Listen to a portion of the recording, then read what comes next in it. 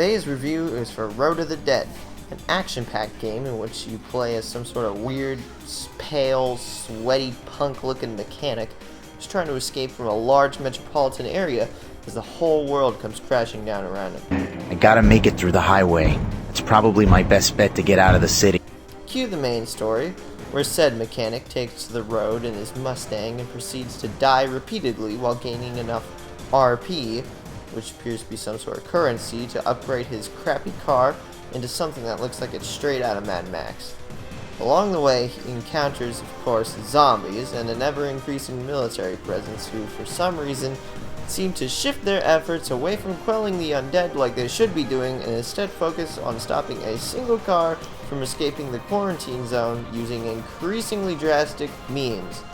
As you drive through this eviscerated landscape, our hero encounters difficult obstacles, such as suicidal soldiers who like to stand directly in front of your car even though they're about to get hit at 60 miles per hour.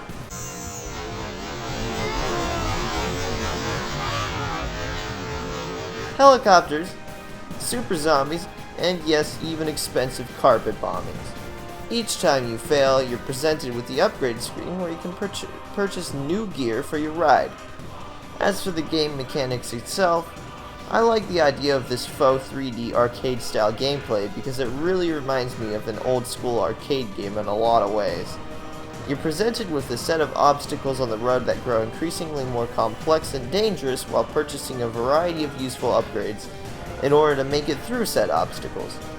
I find the upgrades are very useful and you definitely get your money's worth on most of them, and it doesn't really feel like you have to grind to get them.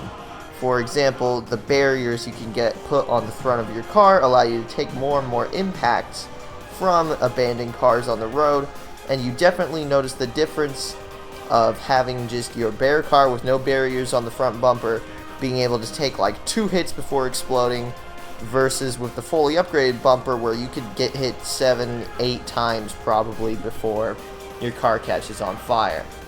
However, once you start to get towards the end of the game, you'll find that you run out of upgrades pretty quickly, which becomes quite annoying because you'll have nothing to spend your points on, and instead you just have to rely on your skill alone to get through the rest of the game, which is not the worst thing. Of course, without the checkpoints and numerous upgrades, I doubt this game is beatable, but even with these features it can still be difficult at times. There's one point that I encountered about 2/3 of the way through the game, where they first introduced the ground-based bombs, and it's this point where I became stuck for over half an hour dying just repeatedly on the same couple of spots, and it got to be pretty frustrating. However, the game was exciting enough and just forgiving enough that I was able to push through and finally reach that next checkpoint, and it was definitely a very satisfying feeling. I do find that the difficulty can be inconsistent like this through multiple parts of the game, and the last stretch was easy enough that I beat it on my first run, which is a bit of a downside to have it so kind of random, but overall it really could be worse.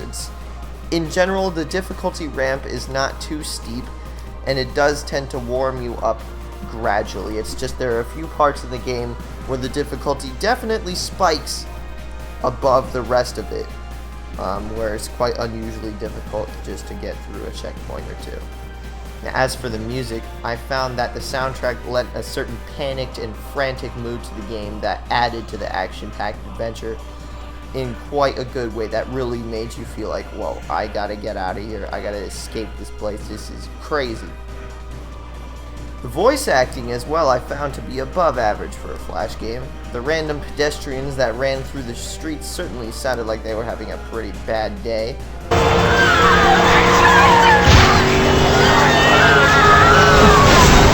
And while the military folks heard on the radio that this guy somehow has access to, military channels, these people seem to not really have much emotion to it. Then again, that seems to be kind of a common stereotype for generic military soldiers in games like this, where they don't really have a personality. They're just kind of like, shoot things. You know what I mean. The graphics I found to be above average as well, and the blood spatters were detailed, and even damage to the car and damage to the windshield has a nice look to it. My only complaint there is that the game window itself is a bit too small to be played comfortably, but that could be said about a lot of these Flash games. Overall, on a scale of 1 to 10, with 5 being the average score, I give Road of the Dead a 7.5 out of 10.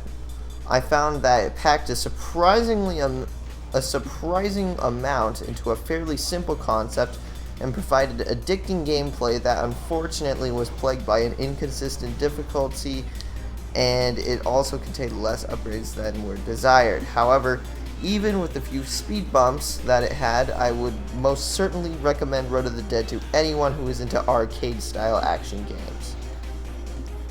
This has been a review of Road of the Dead. I'll see you guys next time. Stand to me. 10, 9, 8, 7, 6, 5, 4, 3, 2, 1.